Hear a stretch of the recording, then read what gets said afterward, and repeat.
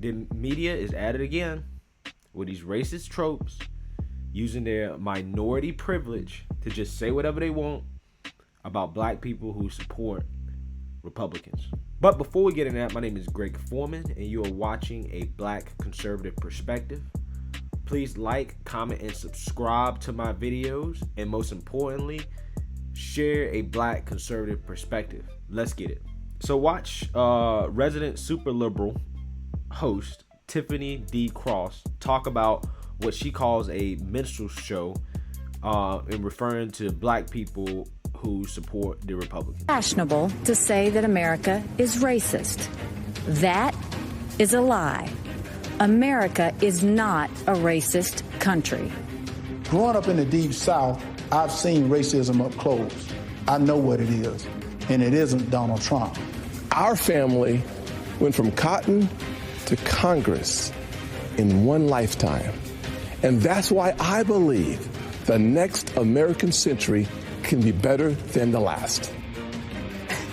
That was not a Saturday Night Live sketch. Welcome back to AM Joy. I'm Tiffany Cross. If you watched the Republican National Convention last week, you'd almost think that the Republican Party is the one welcoming people of color, given the big display of diversity.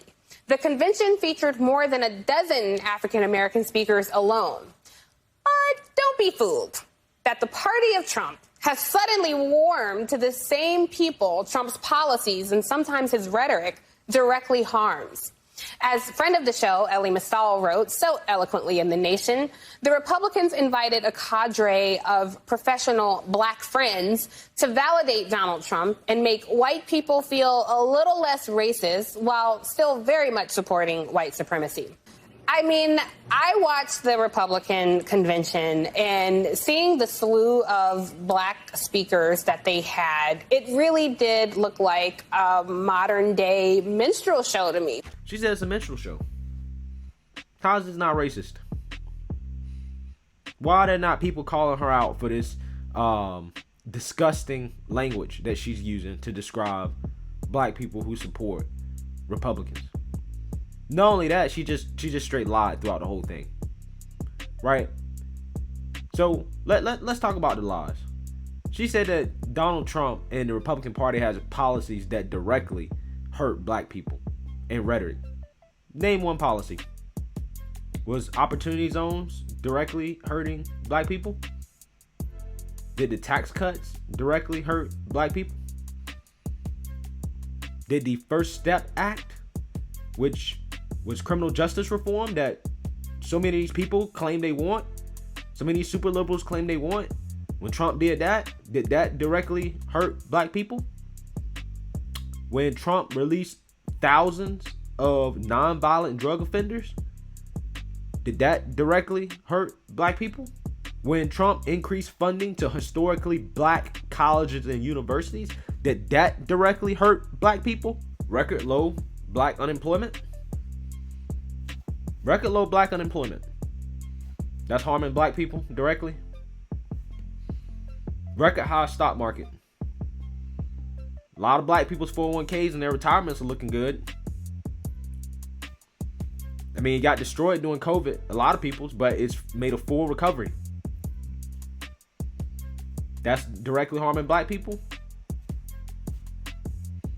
Again, I'm just presenting the facts. Somebody tell me I'm wrong. If I'm wrong, somebody lay out an argument to me and tell me why I'm wrong. But these are just the facts. And then she want to talk about rhetoric. What rhetoric is Trump using to hurt black people? What has Trump said is racist? Only thing they can point to is bullshit. That's the only thing they can point to. I haven't heard anything Trump said is racist. If I felt Trump was a racist, I wouldn't vote for him. If I felt the Republican Party was racist, I wouldn't vote for him. Why would I vote against my own best interest? But that's what you see that the Democrat Party doing. Tiffany, you're going to vote against your own best interest this fall. I mean, the same system, systemically racist system that you guys complain about so much, Joe Biden helped construct it. He did. Crime bill in the 90s. He was the architect. He helped write it. Kamala Harris, his running mate, accused him of being a segregationist and going against busing. on stage, national TV, accused him of being a racist. Kamala Harris, his vice president.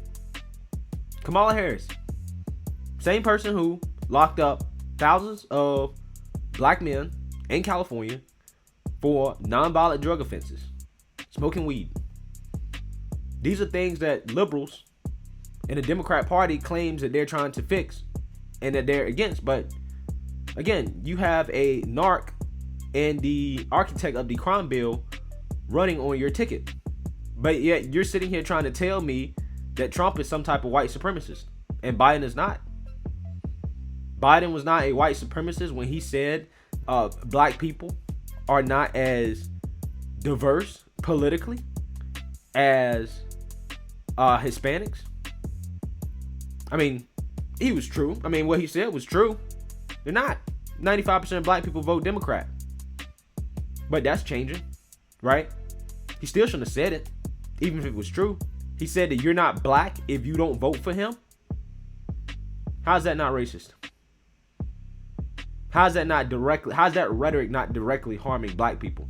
And then you want to talk about a minstrel show. You know this. You're at the Harvard Institute of Politics. You know this. So I know you're educated on this stuff. I know you understand this. So why are you lying on TV? Why are you lying to people? Why are you lying to the audience? Are you a sellout?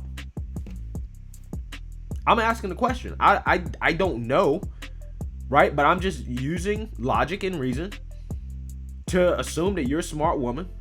You're educated. You know this stuff. You know Biden's record. You know Kamala's record. But yet you're sitting here tap dancing for the Democrats. I mean, I'm just saying. I mean, I honestly, I'm just saying. I don't know. Somebody make it make sense to me. Because this doesn't make sense to me. It doesn't make sense how these educated Democrats, or so-called educated Democrats, can go on TV and try to act like Trump is the most racist person in the world when you have the record that Biden has and the record that Kamala has. Kamala Harris lied about smoking weed herself and laughed when referencing and talking about all the people that she locked up. Kamala Harris was accused by Tulsi Gabbard of blocking evidence that may have exonerated a prisoner on death row. You want to talk about directly harming people? You want to talk about, I mean, I don't give a shit about the rhetoric. I really don't. I'm not one of those people that, I pay attention to what people do, not what they say. Trump is not a racist. If he is a racist, like I said before, he's the worst racist / white supremacist I've ever seen in my life. Honestly, I don't think Biden is a white supremacist. I don't think he's racist either. But if he was a white supremacist, he would be the best white supremacist I've ever seen. You know why? Because he's convinced people like you that he's somehow not a white supremacist, even though he's enacted policies that directly hurt black people. Same policies that you guys are trying to go against. Again, these are just the facts. These are just the facts. I mean, what's a minstrel show? If I would have to define one in politics, is all these people out here tap dancing for the Democrat Party. These protests going in the streets, all these cities are run by Democrats. These groups that are protesting, liberal. I mean, I don't know what else to say. I mean, you want us to go out and vote for Democrats, but the Democrats are running these cities. These cities where this police brutality has happened, Democrats. Who do you want me to vote for? Who do you want me to vote for? Again, it just doesn't make sense to me. So I just got more questions really than anything about this take from this woman, right? So y'all let me know about her take. Tell me what y'all think. Do you agree or do you disagree with her?